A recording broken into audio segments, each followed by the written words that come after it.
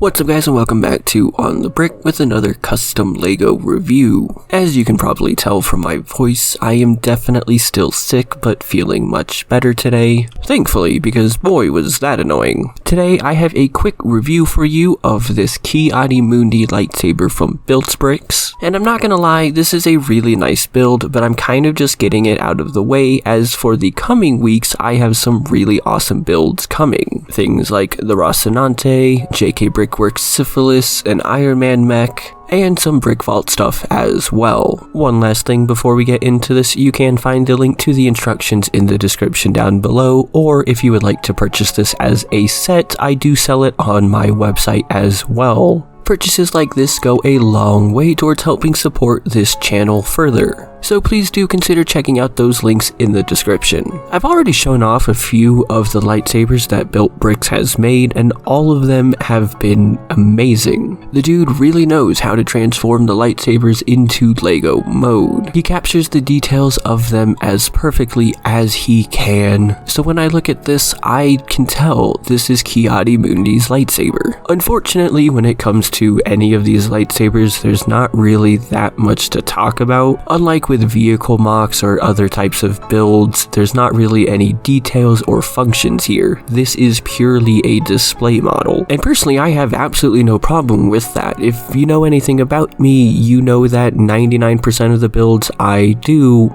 end up being displayed. Here to say, I don't really play with my LEGO or anything. Most of the time I will build it and then immediately put it on a shelf. And what's funny is that in this case, Ki-Adi-Mundi isn't even one of my favorite Jedi or anything. I just liked the look of the lightsaber. I do love how ONTHEBRICK always manages to capture these knobs on the end to look right, or the activation switch here. Unfortunately, like I said, it does not move. It is stationary, but it is not that big of a deal at all. I don't really care. If you watched my video on the custom minifigure lightsabers that I released recently, I believe I mentioned there just how boring most lightsabers actually are. And if I didn't, I definitely meant to, because seriously, most lightsabers are just plain silver tubes without much variance. It's kind of astonishing just how boring most of them actually are. But I love how ONTHEBRICK still manages to find a way to make each of these unique and identifiable. And I absolutely love how he always includes a tiny translucent dish at the top of the saber so you can know what color the saber actually is, like in this case, blue. Now, this is actually a fairly strong build. If you hold it from the bottom like I'm doing here and swing it around, it is gonna fall apart.